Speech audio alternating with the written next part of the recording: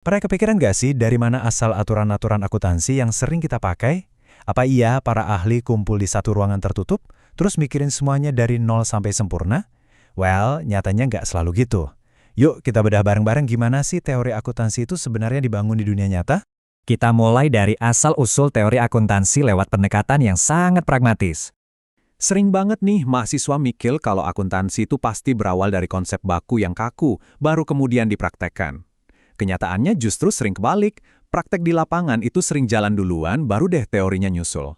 Bayangin gini, ada perusahaan nyoba metode pencatatan baru karena lagi kepepet. Ternyata sukses banget beresin masalah pelaporan mereka.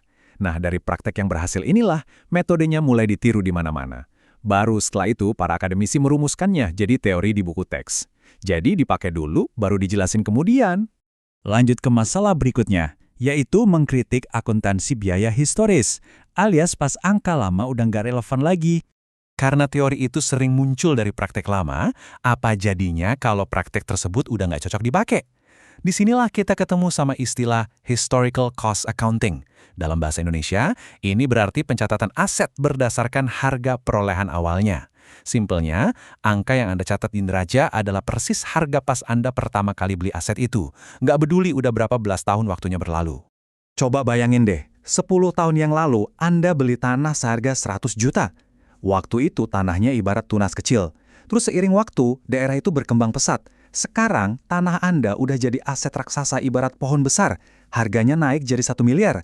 Tapi masalahnya, di bawah aturan historical cost accounting, laporan keuangan Anda tetap aja notot nyatet nilai tanah itu di angka 100 juta.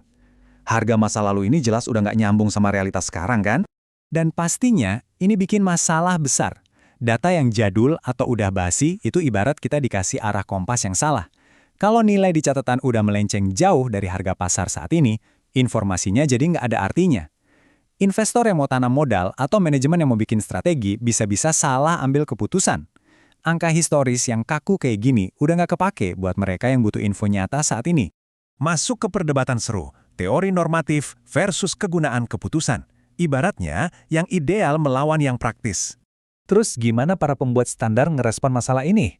Nah, cara pandang kita kebagi jadi dua kubu. Di satu sisi, ada normative accounting theory atau teori akuntansi normatif. Pendekatan ini fokus banget ngejelasin kondisi seharusnya gimana. Ini tuh idealis banget, ngejar dunia yang sempurna.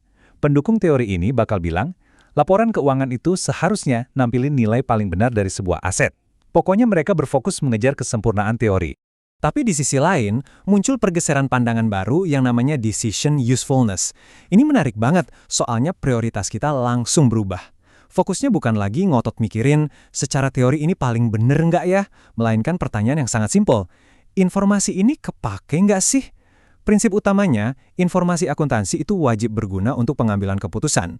Kalau investor butuh banget angka laba buat nentuin investasi, ya laporannya harus disusun supaya beneran ngebantu mereka mutusin dengan tepat. Di sini, kegunaan adalah rajanya. Sekarang kita bahas teori akuntansi positif atau gimana sih cara kita menghadapi kenyataan di lapangan. Ngomong-ngomong soal kenyataan, gimana kelakuan asli orang-orang yang bikin laporan itu? Kenalan dulu sama Positive Accounting Theory atau teori akuntansi positif. Kalau teori normatif tadi sibuk ngedikte seharusnya gimana, teori positif ini hadir buat motret apa yang benar-benar terjadi di dunia nyata. Ini dibangun murni dari pengamatan perilaku manusia. Contoh praktisnya nih, perusahaan ternyata sering loh nggak pakai metode yang paling ideal di buku teks. Mereka malah milih metode akuntansi yang paling nguntungin mereka, entah buat neken pajak atau gedein bonus manajer. Terdengar kurang ideal ya, tapi ya itulah faktanya. Terus, gimana langkah spesifik ngebangun teori positif ini? Prosesnya itu bertahap banget. Pertama, kita observasi langsung praktek nyata perusahaan di lapangan. Kedua, kita mulai kumpulin data dan cari polanya. Kenapa ya banyak perusahaan di satu industri suka milih metode yang sama? Nah, dari pola kelakuan yang konsisten itu, baru deh di tahap ketiga kita merumuskan hipotesis. Ini adalah teori yang benar-benar napak di realitas lapangan. Biar pemahaman ini makin nempel, kita bandingin ya. Kacamata normatif itu selalu nanya seharusnya gimana, akarnya di idealisme. Sedangkan kacamata positif nerima dan berusaha ngejelasin kenyataannya di lapangan gimana, akarnya di realisme faktual. Paham perbedaan dua lensa ini tuh penting banget buat menguasai seluruh teori akuntansi. Selanjutnya, kita bahas realitas sosial dalam akuntansi. Karena ternyata, akuntansi itu jauh lebih dari sekedar angka. Akuntansi itu kan nggak berdiri sendiri di dalam ruang hampa yang steril ya. Ada dua istilah penting yang perlu kita tahu. Ontologi dan naturalistic approach. Ontologi itu simpelnya adalah studi tentang realitas itu apa sih? Nah, cara Anda mendefinisikan realitas bakal ngebentuk teori yang Anda buat. Terus ada naturalistic approach, yang ngajak kita secara jujur ngelihat akuntansi di dalam dunia sosial yang nyata. Intinya, sadarilah kalau akuntansi itu bukan cuma tumpukan angka mati. Dia terus-terusan dibentuk sama lingkungan sekitarnya, sama manusianya, dan sama berbagai kebijakan yang ada. Nah, dari sini kita bisa matahin satu mitos besar. Banyak banget yang ngira akuntansi itu ilmu pasti, yang mutlak, kayak fisika atau matematika murni. Padahal enggak sama sekali. Kenapa? Karena akuntansi itu digerakkan sama manusia. Ini bikin dia rentan banget sama bias dan nggak selalu objektif. Di akuntansi itu banyak banget ruang abu-abu, asumsi, dan estimasi, yang bikin satu set angka bisa diartiin macem-macem. Jadi akuntansi sejatinya adalah ilmu sosial yang cuma kebetulan aja bahasanya pakai angka. Kita masuk ke pembahasan terakhir, tantangan dalam teori audit, yang penuh dengan masalah kepercayaan dan kompleksitas. Kalau proses nyusun laporan akuntansinya aja udah penuh dinamika manusia, kebayang nggak pas bagian pemeriksaannya, alias proses auditnya? Ngebangun teori di dunia audit itu berkali-kali lipat lebih ribet.